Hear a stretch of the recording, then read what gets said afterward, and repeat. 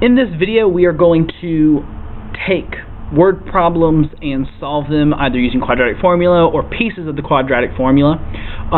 It's important to know that each of these situations are modeling a quadratic equation, and we are going to take those algebraic methods of solving quadratic equations and apply them to these situations, and then the most important part, reinterpreting it back into context of the original problem.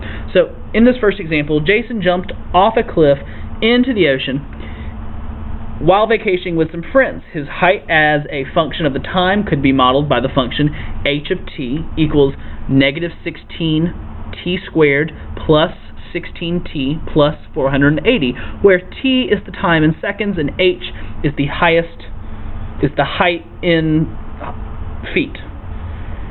So without stumbling over it, once you read it, we look and we have, in this situation, they give us the equation, or the forward trajectory equation, or sorry, vertical motion. This negative 16, you'll notice whenever we're using feet or feet per second, this negative 16 is just a constant for gravity. When we're using meters, you'll see it as a negative 4.9. So just to kind of tell you where that comes from. This second coefficient, where 16 is actually the initial velocity of the moving object, and this constant term represents the initial height, and we'll get into that into the second example. So the first part of this question asks, how long did it take for Jason to reach his maximum height? So it's important here to think about what a quadratic graph looks like, what a parabola looks like. And in this situation, he's jumping off a cliff. It's going to look something like this. All right. Now, the maximum height is what we know in our mathematical mindset as the vertex. So vertex, once again, is expressed in as a coordinate x and y. So we have to figure out how long did it take, which part, x or y, represents the time it takes for him to reach this height, because that's what it's asking, how long. So it's asking for the time. In this situation, we know that t represents the time. So our t, or our x coordinate for our vertex. So in order to find that, I'm going to use the axis of symmetry, because if you remember in a parabola, the axis of symmetry is an x value, which is also the x value of the vertex. So negative b, so the b coefficient here is 16, divided by 2a would equal negative 16 divided by a negative 32, which would then tell us that a half, or 0.5. So the time was 0.5. And we want to make sure we put that into context. We know time is expressed as seconds. And so it took him 0.5 seconds to reach a maximum height. And I'm just noting that we use the axis of symmetry, which is also the x value, or the t value in this case, of the vertex.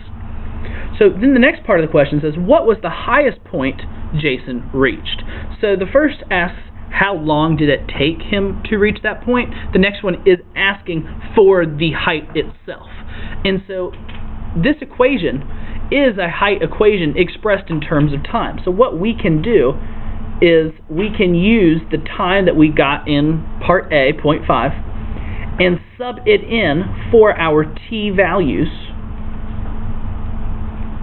in our height equation. And so when I do this, negative 16 times 0.5 squared plus 16 times 0.5 plus 480, we get his maximum height at 484, and then put into context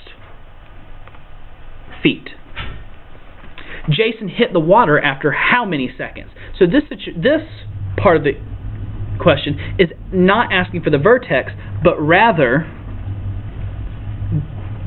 a root, or an x-intercept of our parabola, because it's asking for when it hits the water, and we are assuming that the water is at a 0 height. And so in order to figure this out, we can do a couple different things. We could factor, complete the square, or use quadratic formula because ultimately we're solving for the root, which is just solving for the quadratic. So in this situation, I'm going to use the quadratic formula.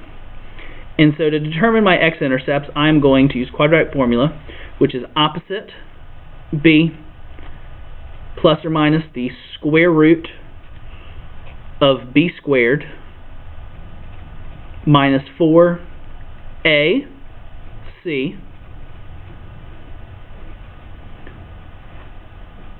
all divided by 2a, which in this case a is a negative 16.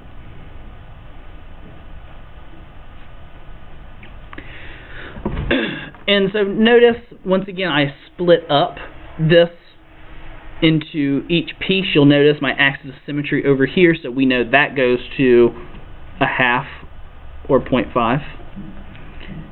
And then when I simplify this part here, 16 squared minus 4 times negative 16 times 480.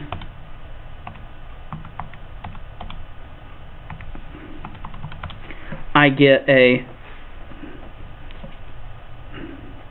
plus or minus negative 0.5.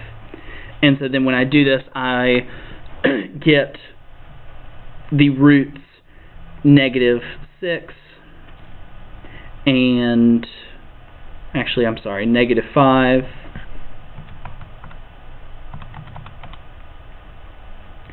and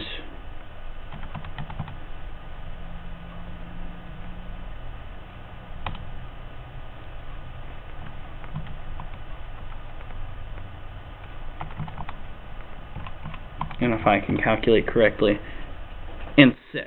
So it's important, and the reason that I was stumbling was to double check math, because it's very important that, yes, you get these two roots, negative 5 and 6, but in context of this problem, it doesn't make sense that we're going to have a negative time. So we have to exclude this value and put this into context as it took him 6 seconds before reaching the ground.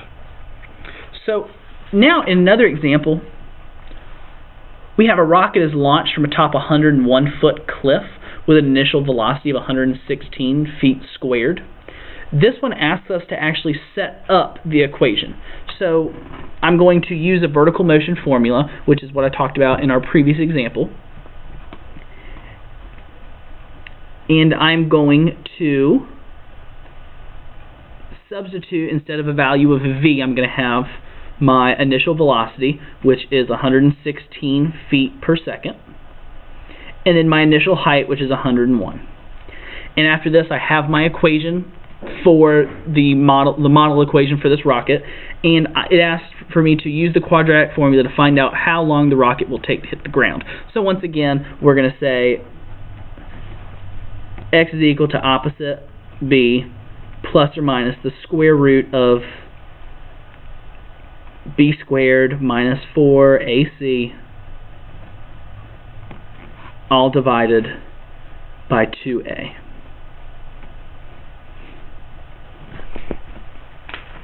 And when I compute this, I get roughly or approximately 8 seconds.